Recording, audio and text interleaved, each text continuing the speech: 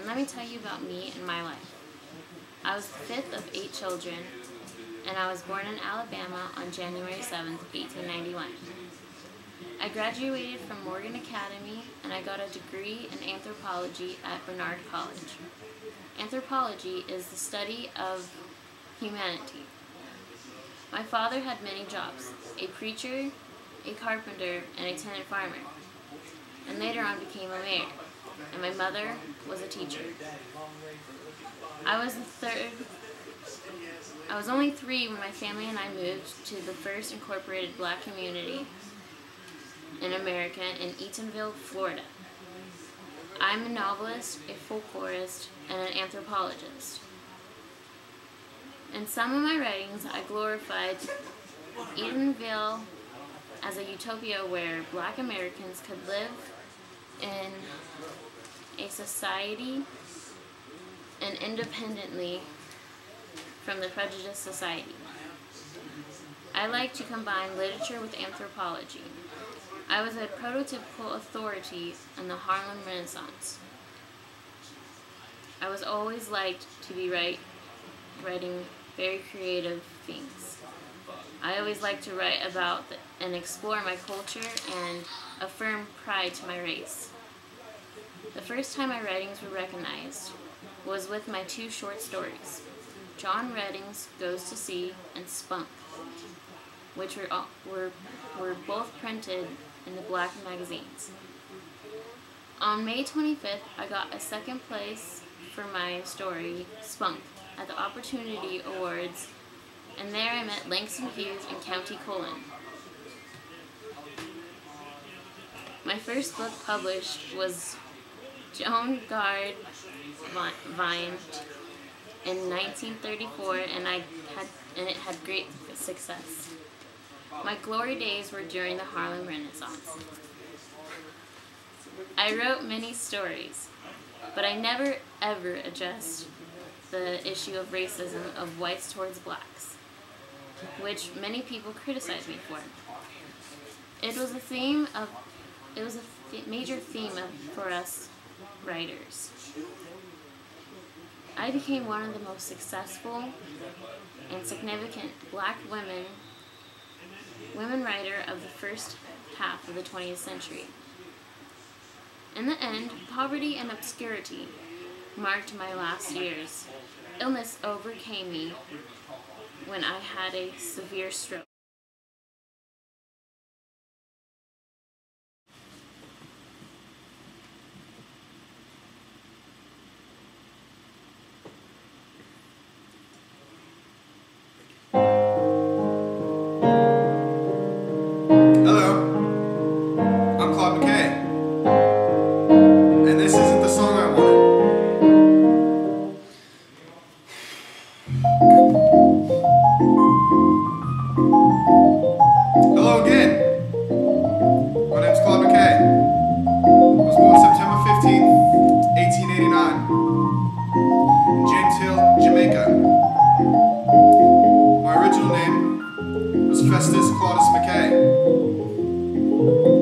I changed it to Claude McKay when I went over to America, but we'll get to that later.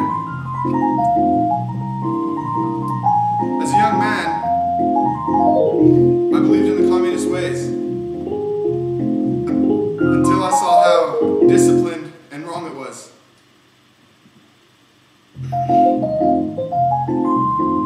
So I dropped the communist ways. I'm considered one of the most famous Harlem Renaissance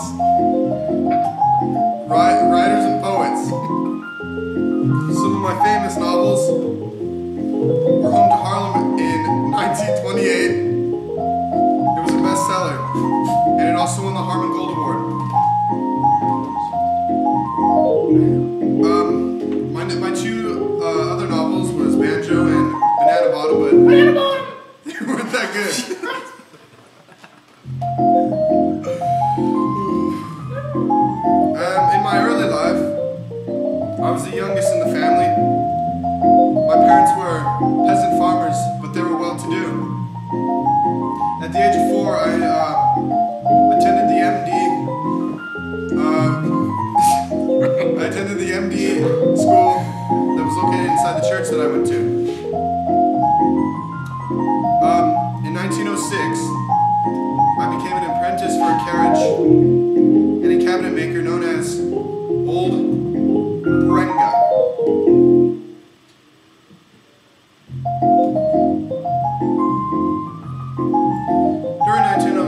During the time of my apprenticeship, I met a man named, I believe, it's hard to remember, hold on, give me a second. Walter Jackal, I believe it was, in 1907, I met Walter Jackal. He was the true man that encouraged me to stay onto my writings.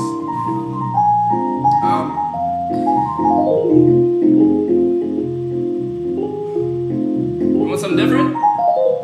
Yeah, let's lighten things up. You know what?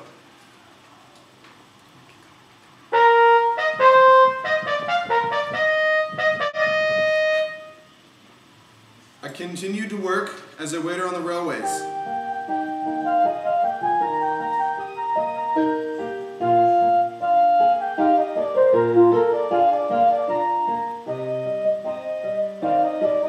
I became a writer for the magazine called The Liberator.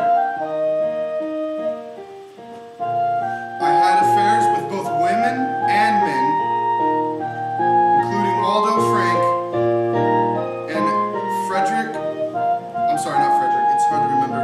I think it was Edward Arlington Robinson. There are few allegations to these though.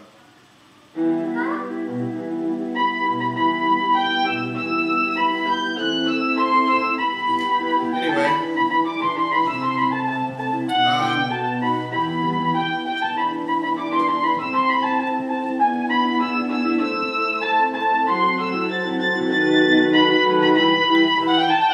during the Harlem Renaissance, I was established as one of the most militant forces of the time. I was regarded as one of the first major poets of the movement. Some of the most famous poems I wrote was If We Must Die. And, sorry.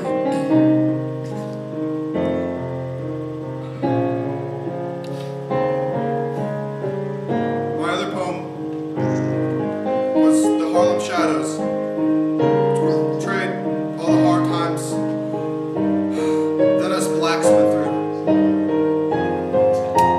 Right over my face, thank you. Right over my face.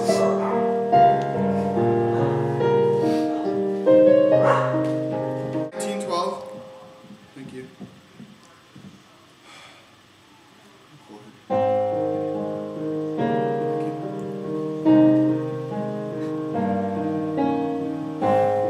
I won the James Walden Johnson Literary Guild Award in 1937. Later, after I died,